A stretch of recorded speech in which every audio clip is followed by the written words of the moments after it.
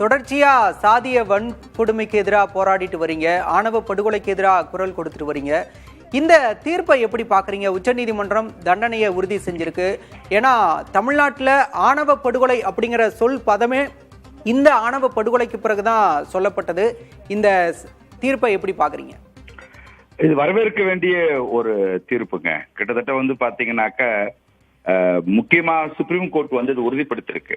தமிழ்நாட்டினுடைய ஒரு சாபக்கேடு என்னன்னாக்கா, செஷன் கோர்ட்ல மிக தண்டனை எளிதா கிடைக்கும். பல வழக்குகள்ல கிட்டத்தட்ட 75% வழக்குகள் ஹைகோர்ட்ல என்ன பண்ணிடுவாங்க அப்படின்னா, குற்றவாளிக்கு ஃபேவரா தான் வந்திருக்கு. பாதிக்கப்பட்டவருக்கு எதிராக தான் ஆணவ கொலை வழக்கில் 75 விழுக்காடு ஹைகோர்ட் வந்திருக்கு. ஆனா இந்த வழக்கை பொறுத்த மட்டில் ஹைகோர்ட்டும் அதுக்கு ரொம்ப ஸ்ட்ராங்கா இருந்திருக்கிறாங்க. அதுக்கப்புறம் பாத்தீங்கன்னா சுப்ரீம் கோர்ட்டும் இதை உறுதிப்படுத்தப்பட்டிருக்கு. 2024 கடந்த ஆண்டு பாத்தீங்கன்னா மொத்தம் 12 பேர் கொல்லப்பட்டிருக்காங்க தமிழ்நாட்டுல. அதான் இதுல ரொம்ப கொடுமையான விஷயம். அது ஜாதி ரீதியான ஆணவ கொலையில சொல்ல வர.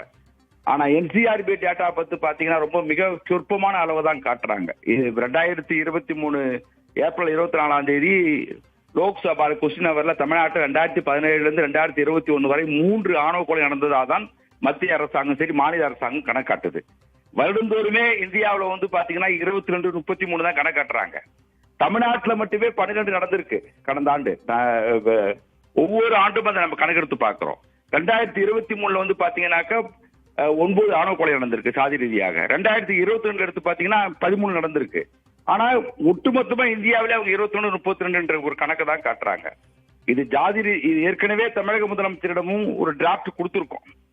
ஏற்கனவே நேஷனல் லா கமிஷன் ஒரு டிராப்ட் கொடுத்திருக்காங்க. 2011 unlawful assembly interference with freedom of matrimonial alliance draft parliament table கூட பண்ணப்படல. இதை தெரிஞ்சுதான் நேஷனல் லெவல்ல ஒரு கோயிலேஷன் ஃபார்ம் பண்ணி ஒரு டிராப்ட் 27 பக்கம் கொண்ட ஒரு டிராப்டை கொண்டு போய் தமிழக முதலமைச்சரிடம் 2022 நான் கொடுத்தேன். அதுக்கப்புறம் என்ன பண்ணாருன்னா, சில மாதங்களுக்கு முன்பு ஆணவ கொலைக்கு தனிச்சட்டம் தேவையில்லை அப்படின்னு சொல்லி முதலமைச்சர் தெரிவித்தது மிகப்பெரிய அதிருப்தி ஏற்படுத்தியிருந்தது. ஏன்னா இந்த வழக்கே நீங்க பாருங்க, 18 ஆண்டுகள் 2023 நடந்த சம்பவத்தை 18 ஆண்டுகள். இந்த நேரத்துல மூத்த வழக்கறிஞர் ரத்தனா அவர்களை நம்ம பாராட்டணும். ஏன்னா அவர் தான் இந்த கேஸ் எடுத்து நடத்தினார், கண்ணகி முருகேசன் கேஸ. 18 ஆண்டுகள் கடந்துதான் அந்த தீர்ப்பு செஷன் கோர்ட்ல இதுக்கு கிடைச்சது.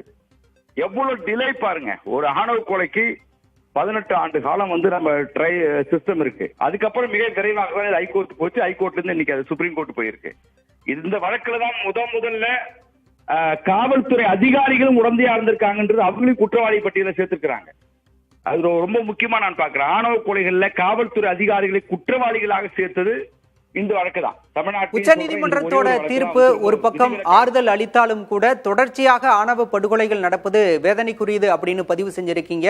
இணைப்புல கருத்துக்களை பகிர்ந்து கொண்டமைக்கு நன்றி.